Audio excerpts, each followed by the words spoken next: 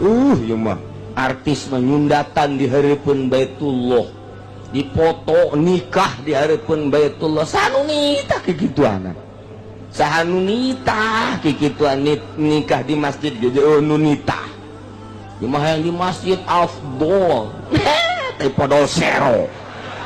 segala abdol segala naon teu nyaraho teh mah Kiai Golkar nu ngamimitianan nu hayang kalem hayang ancak teh mah gos kitu mah di imah nikah mah geus masalah wajubah ieu mah mas kawinna ge nya di Masjid Al Istiqlal nikahna nya alatus sholah berikut Quran maharna ai salat henteu bloon jasa panet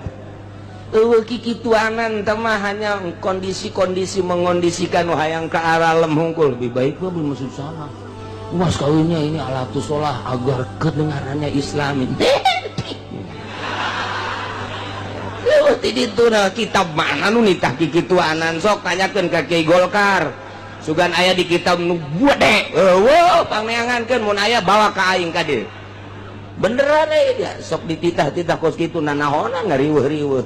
moal lamun awewena hayob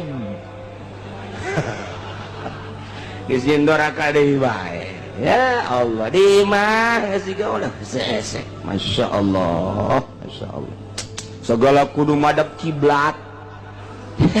pernah kula jeung hiji KUA madep kiblat cenah Kiai Abdol kula seuri we ngaji di mana si budak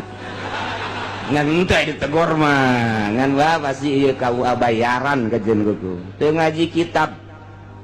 ngaji nangan sakadar dikira ku ngaji sia baca kitab aya eueuh coba nikah madep kiblat salat madep kiblat mah kudu madep kiblat segala rupa sok teangan ditakrib mentek kiai-kiai salaf mah seuseurean gua sih naonan gua situ mentek abah mah babari jasa nyurah nikah teh babari jelema keur ngawaluku kula mah inget bae teh keur leutik surah berarti ieu memori kula mah teger lain cara ente keur carita surah abah babari jasa sok tanyakeun ka santri-santri abah kula babari nyurahkeun nikah teh jelema keur ngawaluku menang dua baris ngawaluku teh jol aya anakna nu awewe jeung calon salakina enon sia ka dieu bah ieu kula boga bebene ayo ieu hayang nikah kuat diuk sia di dinya digaleng diuk di dinya digaleng ke abah neangan saksina tuh nu keur macul tuh mang hajana ka dieu haji enon nikahkeun dia tuh diuk dinya